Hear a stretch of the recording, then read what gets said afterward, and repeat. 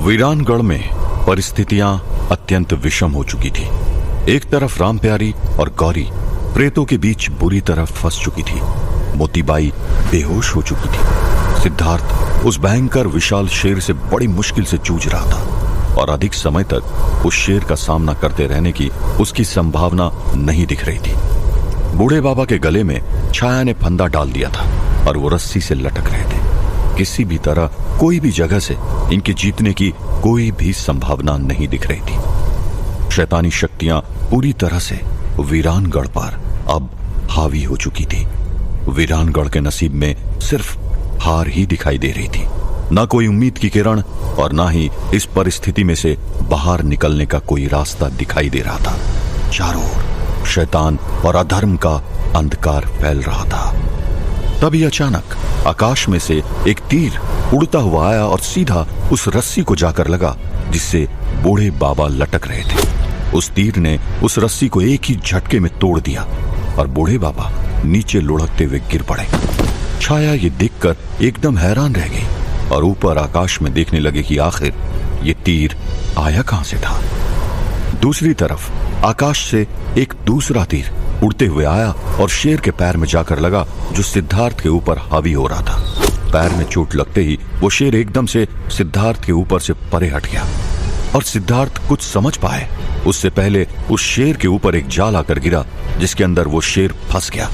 अचानक आकाश में से ही कई सारे जाल आकर वहां पर भगदड़ मचा रहे सभी जानवरों के ऊपर गिरे और सभी जानवर उन जालों में फंस गए। अचानक जो आसपास में धूल उड़ रही थी वो भी एकाएक शांत हो गई।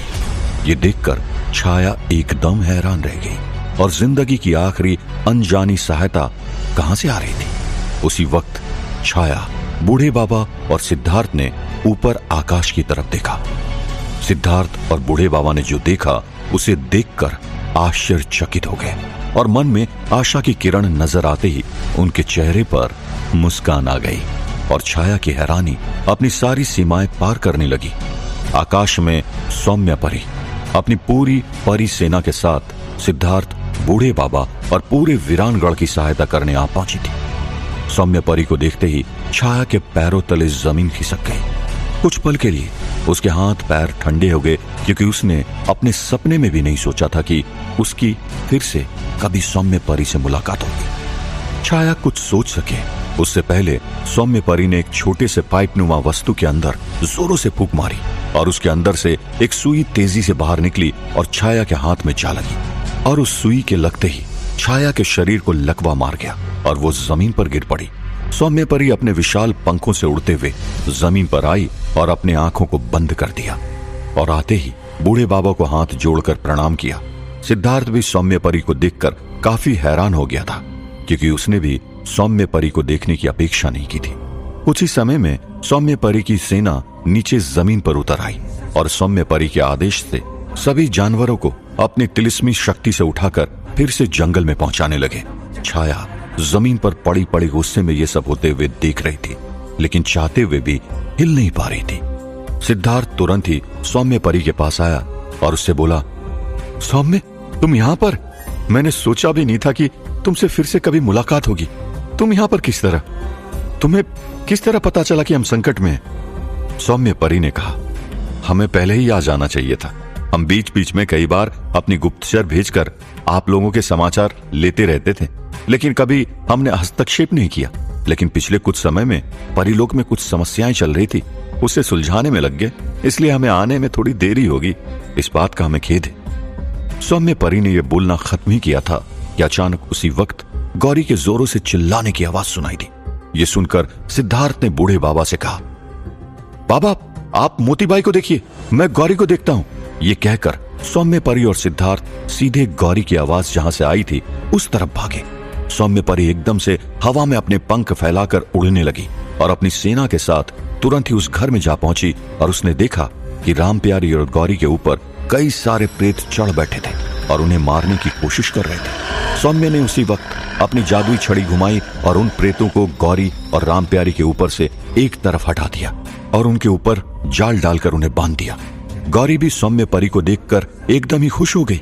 सौम्य परी गौरी के पास आई और तुरंत ही दोनों एक दूसरे के गले से लग गए सौम्य परी की सेना दूसरे घरों में जाकर देखने लगी।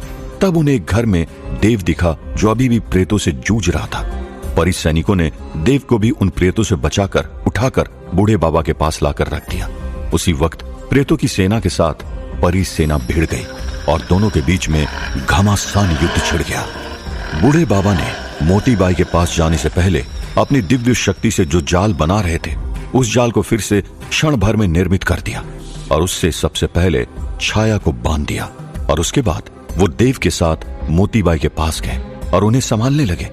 सिद्धार्थ और सौम्य परी ने दूसरी परियों की मदद से राम प्यारी और गौरी को उस घर से बाहर निकाला और चबूतरे के पास लाकर बिठा दिया। सौम्य परी ने अपनी जादुई छड़ी से राम प्यारी और गौरी के घाव भर दिए।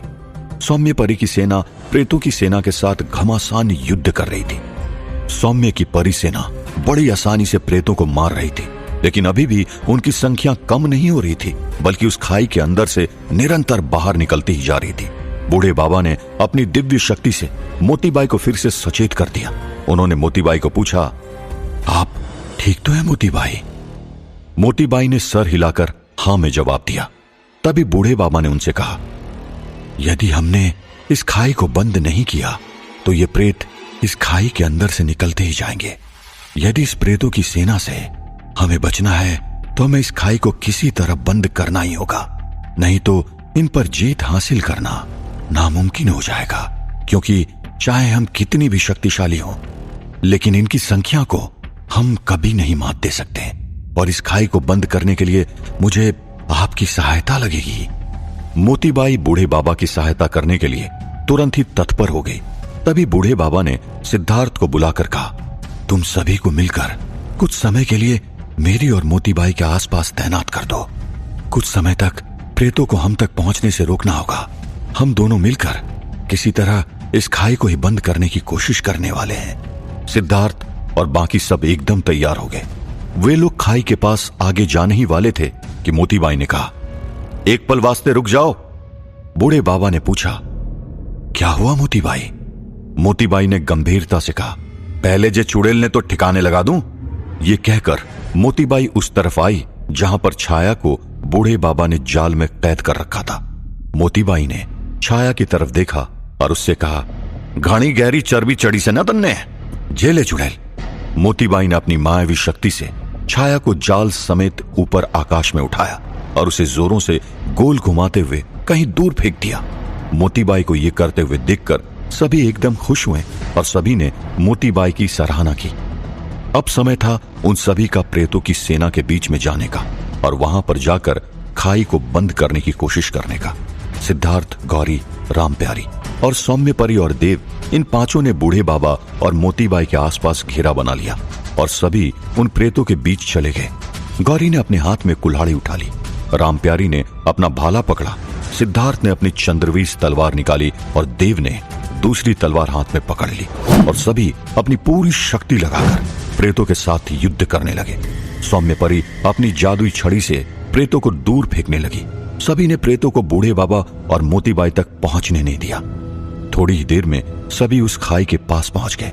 बूढ़े बाबा और मोतीबाई दोनों ने एक दूसरे के सामने देखा और एक दूसरे का हाथ पकड़ के अपनी आंखें बंद कर दी। बूढ़े बाबा अपनी दिव्य शक्ति और मोतीबाई अपनी मायावी शक्ति का संचार करने लगे।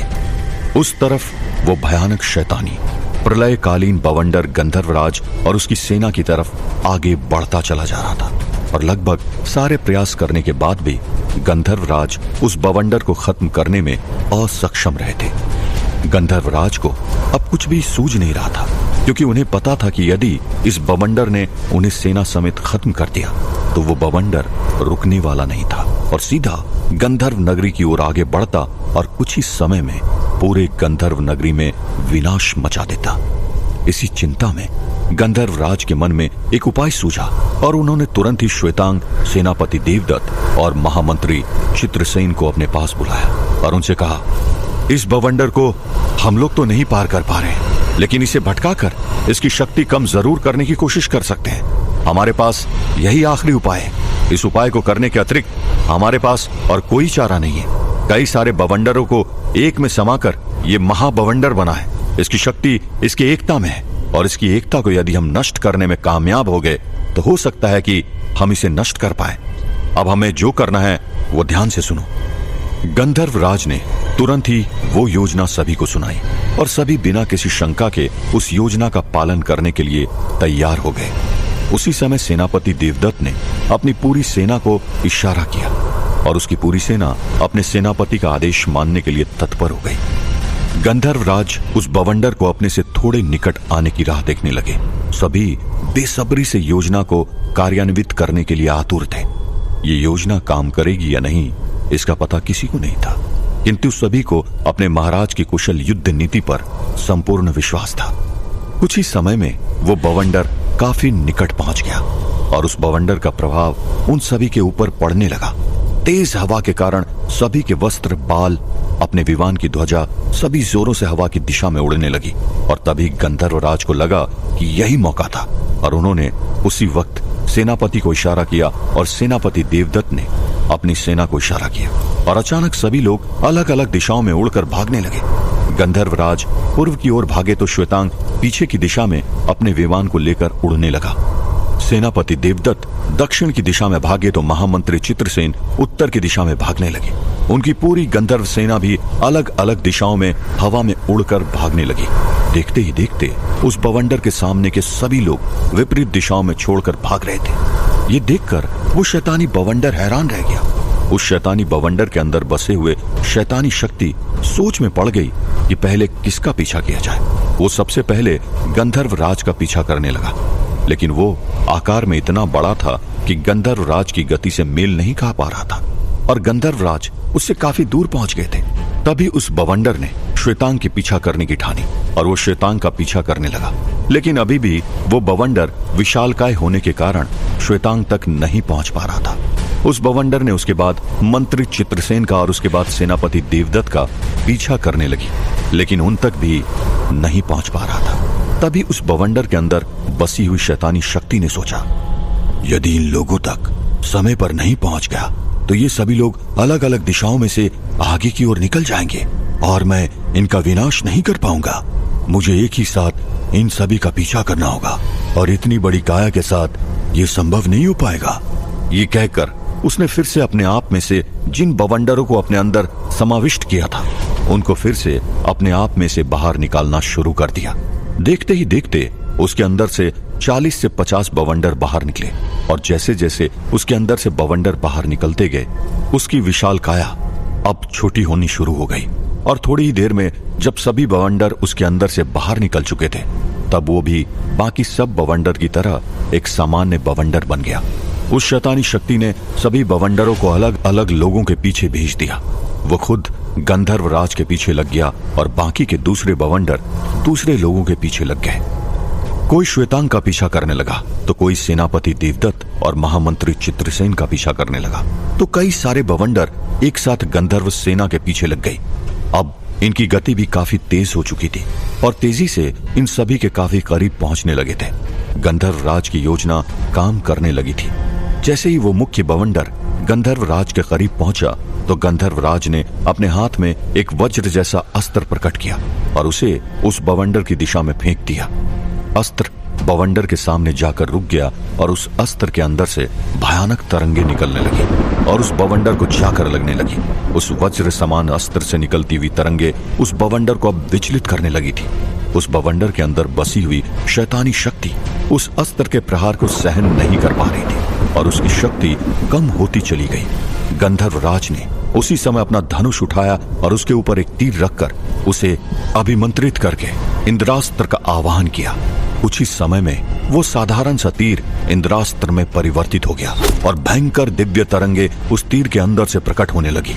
गंधर्व राज ने उस इंद्रास्त्र को उस बवंडर के ऊपर छोड़ा और भयंकर गर्जना करता हुआ वो इंद्रास्त्र जाकर उस बवंडर को लगा और उस इंद्रास्त्र के छूते ही वो बवंडर की शक्ति पूरी तरह से समाप्त हो गई और वो शांत होकर विलुप्त हो गई। दूसरी तरफ सेनापति देवदत्त और महामंत्री चित्रसेन ने भी अपने अपने धनुष पर तीर का संधान करके मंत्रों के प्रभाव से उन्हें दिव्य अस्त्रों में परिवर्तित किया और उनके सामने आए हुए बवंडर पर छोड़ दिया। वो दिव्यास्त्र जाकर उन बवंडरों पर लगे और देखते ही देखते वो बवंडर भी शक्तिहीन होकर विलुप्त हो गए। उसी समय गंधर्व राज ने अपने धनुष पर एक तीर को अभिमंत्रित करके दूसरे बवंडरों के ऊपर छोड़ा। ऐसा करते ही वो तीर हवा में सैकड़ों तीरों में परिवर्तित हो गए और सभी जाकर उन बवंडरों को जाकर लगे और एक के बाद एक सभी बवंडर शक्तिहीन होकर विलुप्त होने लगे। गंधर्वराज की ये योजना सफल हुई। आखिर गंधर्वराज का ये सोचना ठीक था कि यदि उस विशाल शैतानी बवंडर को फिर से अलग अलग छोटे छोटे बवंडर में विभाजित कर दिया जाए तो उनकी शक्ति भी विभाजित हो जाएगी और उनका अंत करना सरल हो जाएगा। और जैसा उन्होंने सोचा था वैसा ही हुआ। सभी बवंडर शक्तिहीन होकर विलुप्त हो चुके थे। सभी गंधर्व जो विपरीत दिशा में जा चुके थे अब फिर से एकत्रित होने लगे। गंधर्वराज ने सभी को घोषणा करते हुए कहा, मेरे गंधर्व भाइयों, जिस रणनीति और कुशलता के साथ आप सभी ने एक साथ मिलकर इस विघ्न को दूर किया है, इसी तरह हम शैतान को मात देने में कामयाब हो जाएंगे। याद रहे, हमारी एकता ही हमारी शक्ति है और यदि शत्रु को निर्बल करने के लिए हमें कुछ समय के लिए बिखरना भी पड़े तो यह भी हमारी रणनीति का हिस्सा होगा। और जैसे ही हम शत्रु की एकता को भंग कर देंगे तो जीत अपने आप हमारे चरण चूमेगी। सभी गंधर्व सेना ने एक साथ अपने राजा की जय जयकार करनी शुरू कर दी। गंधर्वराज पद्मराज की जय जय जय। तभी गंधर्वराज ने श्वेतांग की तरफ देखकर कहा, चलो अब बिना रुके हम वीरानगढ़ पहुंचते हैं। ये कहकर गंधर्वराज आगे की दिशा में उड़ना प्रारंभ किया और उनके पीछे पीछे सभी आकाश में उड़ते हुए वीरानगढ़ की तरफ आगे बढ़ने लगे। उस तरफ सुजान का मार्ग उस राक्षस ने पूरी तरह से रोक लिया था। सुजान उस नन्हे से गाय के बछड़े द्वारा हांके जा रहे बैलगाड़ी में आगे बढ़े जा रहा था। उसके मन में पल भर के लिए चिंता उठी कि वो आगे किस प्रकार बढ़ पाएगा, लेकिन उसे तुरंत ही वसुभूति ब्राह्मण की बात याद आ गई कि किसी भी परिस्थिति में उसे अपने मन में शंका को उत्पन्न नहीं होने देना है। और इसी बात को याद करके सुजान शांति से फिर से बैठ गया और हनुमान जी के भजन गाते हुए आगे की दिशा में आगे बढ़ने लगा। थोड़ी देर आगे बढ़ने के बाद वो राक्षस गुस्से में आ गया और उसने कहा, वहीं रुक जा, नहीं तो आगे बढ़ने के लिए तू जिंदा नहीं बचेगा। सुजान अपनी मस्ती में हनुमान जी के भजन गाते हुए बोला, संकट ते हनुमान छुड़ावे, मन क्रम वचन ध्यान जो लावे। ये सुनकर वो राक्षस और भी क्रोधित हो गया और उसने कहा, तेरे इस देवता से छोटे मोटे भूत प्रेत और पिशाच डरते होंगे, मैं राक्षस हूं, मुझे इनसे कोई डर नहीं लगता। सुजान ने कहा, और मैं भी तुझसे नहीं डरता राक्षस, चल परे हट जा। और तुझे जिसने यहां पर भेजा है ना, उसे जाकर कह दे कि यदि वो अपनी सुरक्षा चाहता है तो फिर वीरानगढ़ छोड़कर कहीं और भाग जाए, क्योंकि जो मूर्ति अभी तक वीरानगढ़ में पहुंची भी नहीं, उससे वो इतना भयभीत हो रहा है। तो फिर जब ये मूर्ति गांव पहुंच जाएगी तब उसकी हालत क्या होगी, इसका अंदाजा मैं लगा सकता हूं।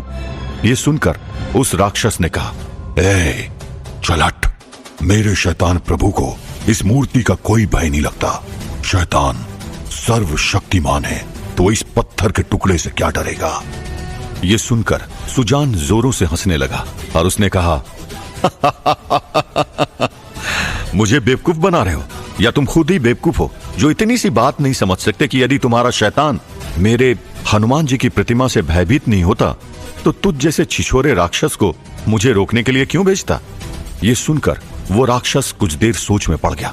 राक्षस सोच ही रहा था कि सुजान ने कहा, अरे राक्षस भैया, इतना तगड़ा शरीर है, थोड़ी बुद्धि भी तगड़ी कर लेते। शैतान ने तुम्हें बेवकूफ बनाया और तुम बेवकूफ भी बन गए। ये सोचते सोचते राक्षस का कद छोटा हो गया और सुजान उसके बाजू में से निकल गया। वो राक्षस पीछे मुड़कर सुजान के बगल में चलने लगा और उससे पूछा, मैं कैसे यकीन कर लूं कि शैतान प्रभु मुझे बेवकूफ बना रहे हैं?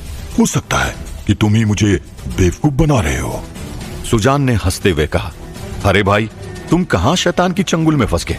तुम्हारे पूर्वज भले ही महाशक्तिशाली राक्षस हुआ करते थे, लेकिन वे फिर भी शिव जी के भक्त हुआ करते थे। तुमने कहां अपने आप को शैतानी शक्ति के हवाले कर दी। उस राक्षस ने कहा, तुम बात को मत बदलो, ये बताओ कि इस मूर्ति से क्या वाकई में शैतान प्रभु डरते हैं? सुजान ने कहा, यकीन नहीं आता तो खुद इस मूर्ति को स्पर्श करके देख लो। उस राक्षस ने सुजान की बात मानते हुए हनुमान जी की मूर्ति को स्पर्श करने की कोशिश की, लेकिन जैसे ही उसकी उंगली उस प्रतिमा को स्पर्श हुए, अचानक उसे बिजली का इतना बड़ा झटका लगा कि वो लुढ़कते हुए पीछे गिर गया उसे यह एहसास हो गया कि उस प्रतिमा में वाकई में काफी शक्ति थी, जिससे शैतान डरता था। सुजान ने उस राक्षस को कहा, देखिए राक्षस भैया, अगर अपने पूर्वजों की तरह आपको फिर से मेरे हनुमान जी के हाथों से नहीं मरना है तो अभी भी वक्त है। शैतान का पक्ष त्याग कर हमारे पक्ष में आ जाओ। ये सुनकर वो राक्षस सोच में पड़ गया। क्या ये राक्षस शैतान का पक्ष छोड़कर अच्छाई का पक्ष ग्रहण कर लेगा? क्या गंधर्व जल्द ही वीरानगढ़ पहुंच जाएंगे? क्या बूढ़े बाबा और मोतीबाई मिलकर उस खाई को बंद कर पाएंगे?